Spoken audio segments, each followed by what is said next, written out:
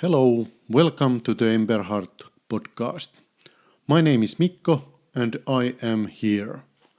I want to begin with this. I have very little idea what I am doing. I am not yet good at podcasting. Not at all. To be completely honest, I have no idea how to speak to microphone while looking at my notes at laptop, so bear with me. We will master this one day. So this is my first solo episode, so no AI voice, the voice that helped me during the season 1. And I'm really figuring out everything here while we go forward. But I'm here doing it anyway, because that's what many meaningful things are really about, growth.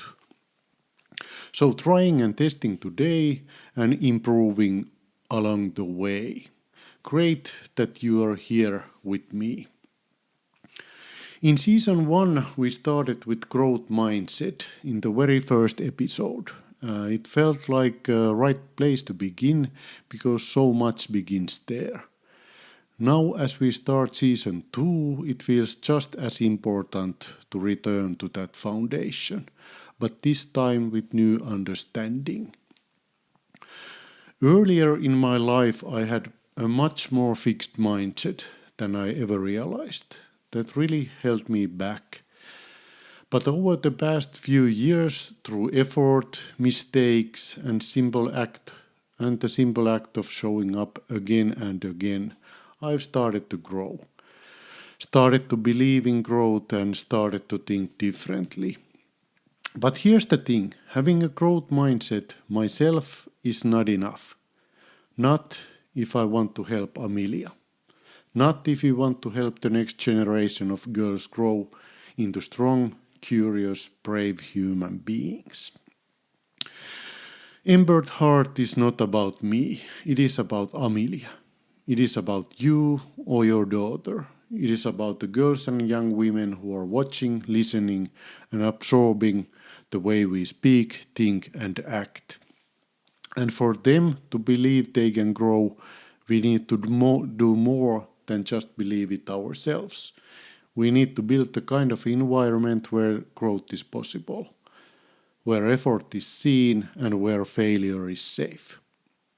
And that is what this episode is all about. All right, for today's main topic, I will read a letter addressed to dear Amelia Emberhart. These letters are also published as blog posts at emberhart.com. As this podcast develops, I plan to dive deeper into these letters, discussing the ideas behind them and reflecting on their meaning. But for this very first episode, I will simply read the letter aloud. So, buckle up, here we go. Season 2, Episode 1. Protection is not the same as preparation.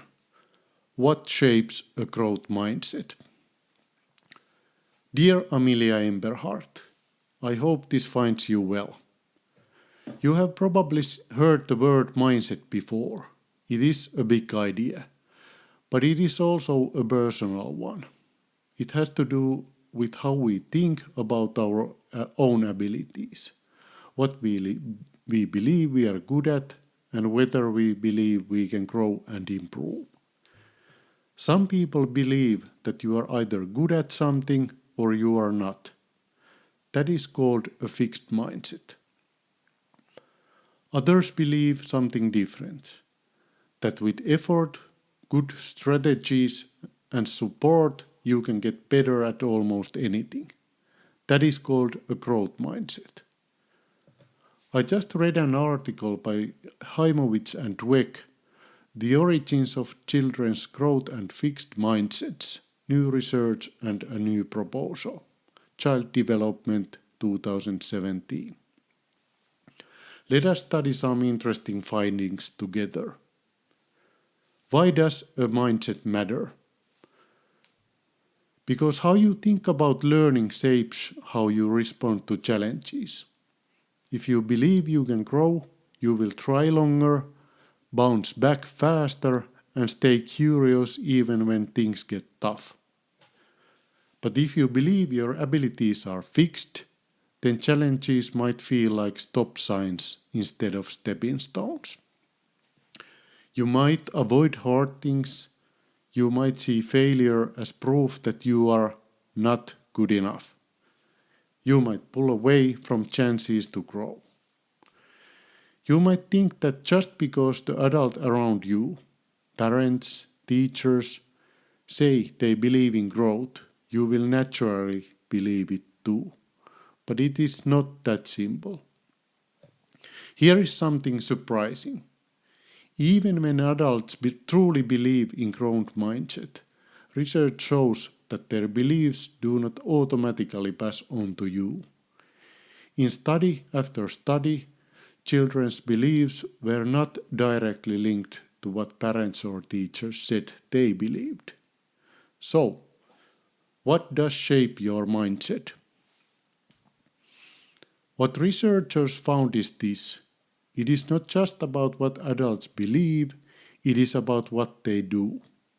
Let me share a few things we have learned.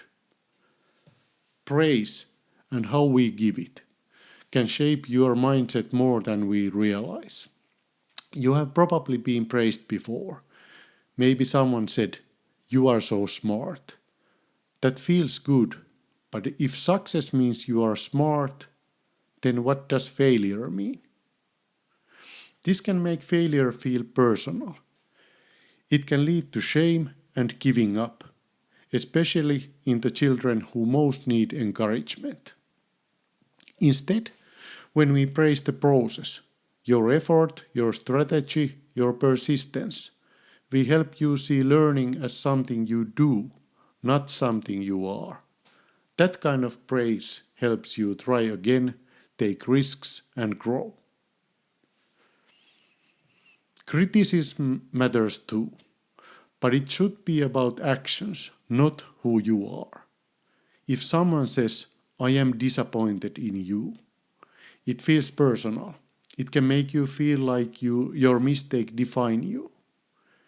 But if someone says, "Let us look what happened, what could work better next time," it keeps you in learning mode.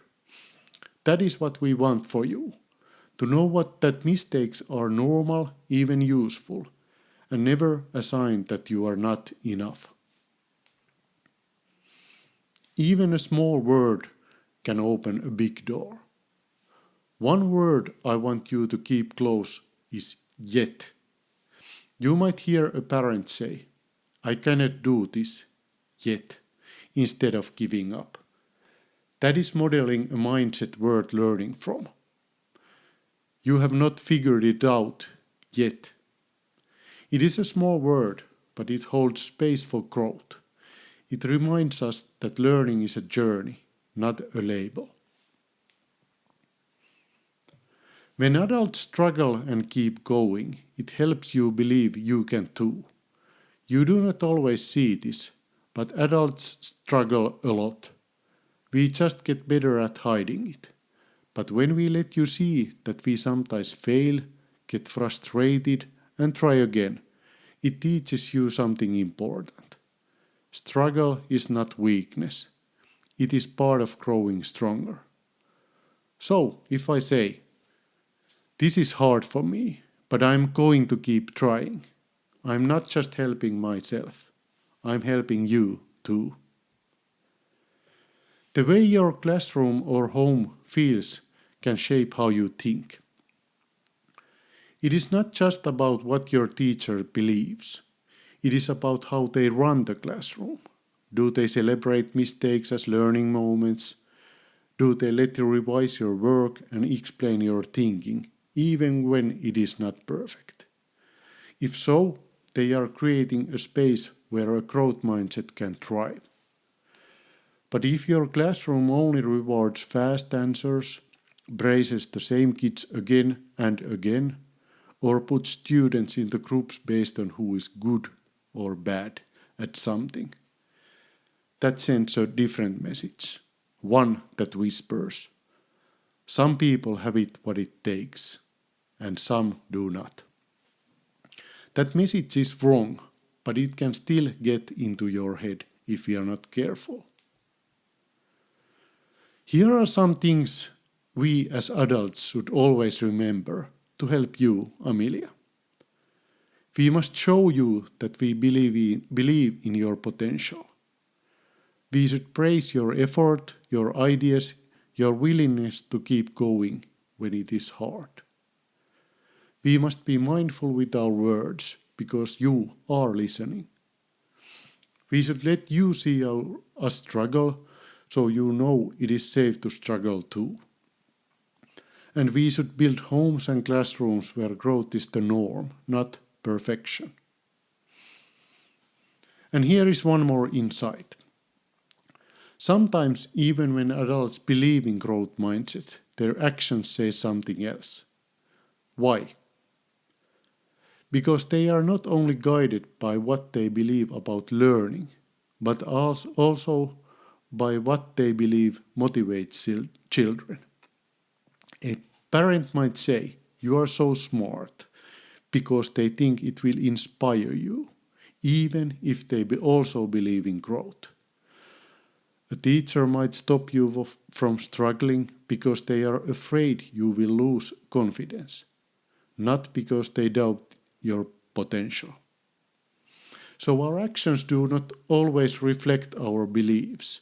Sometimes they reflect fear or love or a desire to protect. But protection is not always the same as preparation. That is why our behavior matters most. It is our behavior that shapes your mindset, not just the beliefs behind it. So we promise to keep learning too, because your mindset is not set in stone, and neither is ours. This is your moment. Take command and show us the path. Thank you for listening. If something in this episode made you think, let me know. You can leave a comment, share your thoughts, or send a message. And if you want to dive deeper, visit Emberhart.com. There you will find blogs, podcast episodes, and a lot more, all designed to support you and the girls in your life. Season 2 is just beginning, and from here on we will be releasing one new episode every week, one step at a time, moving forward, growing together. Until next week.